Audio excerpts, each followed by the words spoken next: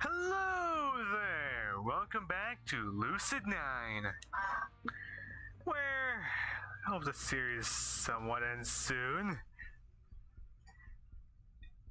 And reasonably soon. A sensation that simply slimy and incredible. Is it blood? Murder. My mind whispers. Does he transform? There's silence from Reuter. Even from the boy. Not a single peep. The boy should be screaming in fury. He should be swearing vengeance at me, vowing to make me suffer for killing his sister. Reuter should be cackling with a satisfaction. He's finally broken me to the point where I've taken a life. Well, that seems roughly normal. The two of them only stare at me silently, as if frozen in time. Frozen in. I drop the pipe, but it lands soundlessly, like the world is a violent muffler. What is this? I don't fucking know. You're losing your mind to my knowledge. I don't even fucking know what's going on. It's only like close to fucking 2 minutes in. Scratch that. It is 2 minutes in. I step towards Reuter, but he doesn't dodge. His eyes remain on the spot where I was. Or the room is still and silent, and mercilessly peaceful, like a sense put on pause, or a strange play in the middle of intermission. A shadow fills flutters into my corner of my vision, immediately drawing my attention. And I'd like to know who's there as well, so who's there? Nothing, of course. Nothing. The hell? Do I want to know what's going on? There's no longer anything, simply emptiness. Because I am hopeless. And there is nothing left for me. This is out of my control. I can do nothing more. Death after death and endless cycle of suffering. Living in a world that digitals and break innocent souls. And then absolute chaos happens next. Oh god. It's better to just give up and die. If I could fall to the ground right now, at this moment, and just let myself rot, that would certainly be idle. Well, I don't care. We have a story to get done. I have nothing better to do. I have other series to get set up, which I do need to get set up. Dang it. Or do I need to live? To lie down without a fight? Or just sit my revenge on the world? To make society resent the people who raise such a monster? A tantalizing thought. Wait, what the fuck? This is out of my control. And now, in my control. Can you explain? Okay. The fuck? And so I woke. Time has resumed. No, it never stopped at all. The girl's split corpse stumbles crackling in the chair.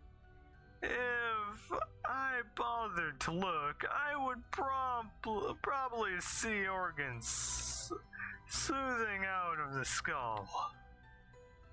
I breathe deeply, despite the cloying sight of iron, feeling roughly alive. You monster! Good. I have changed. And evolved. Can't take it. Despite his numerous injuries, the boys witness against his chair, screaming in a toxic cognizant in a fury of pain. A truly tragic scenario. Okay, over here was black before. I didn't exactly see it the first time, but the most recent time I did see it flicker. You son of a bitch. I've transformed, haven't I? Am I the villain? But it's obvious. But he is obnoxious and hardly influential. It would be better to dispose of him without hesitation. I reached down and grabbed the pipe, crashing it against his forehead with all the force I can muster. Who's next? Is it Roita? Instant silence. Intrigue? I sigh quietly, flickering fragments of bone and blood off the pipe, feeling for the first time in a total control of the situation. Wait, am I now the... So now we get to see what it's like. So this is true strength. How I envy it. Good? I turn my gaze to the man standing by the shattered teacher's desk.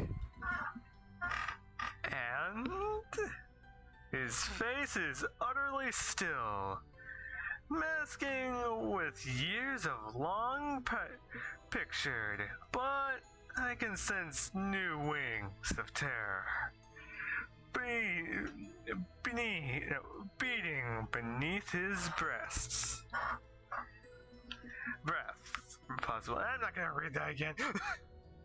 It has probably been a long time since a man like him has felt fear. Almost an entirely new sensation.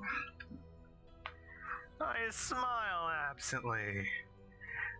A tinge of pride burning beneath my hollowness. Is he just gonna like change tones and go, the fuck? This man, with a haggard face, beaten brow, shattered pulpus, accusement to chaos of the highest order, fears me. This man... No, wait. I pressed the wrong button. Who's that you? Just I keep on pressing the wrong button. Why do you ask? Yes, I need to at least change it because this is somewhat different. I see this man's calculating grumbling in his eyes. Clearly, this is a situation he has not expected.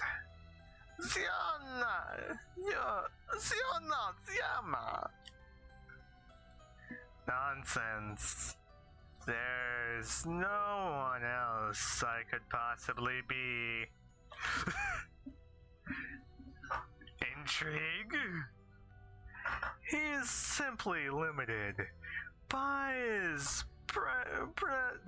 perspective, notions, the fool. I advanced towards him, raising my well-worn pipe. Let's burn him. Let this whole world burn. It deserves nothing less. Okay, to be honest, I can agree with that. But can we get more setup to make it even better? Wait! He throws up a hand, trembling with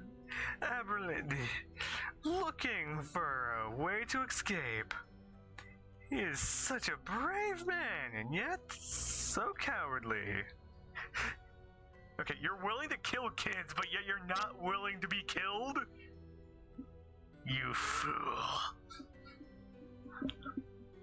I'm waiting. You want something different, don't you? I stretch my sore muscles idly, playing a little head.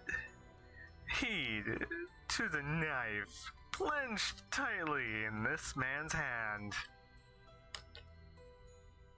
And intelligence follows his head.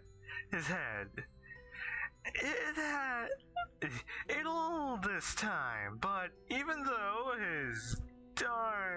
he's drawn to, he knew better than to use it on me.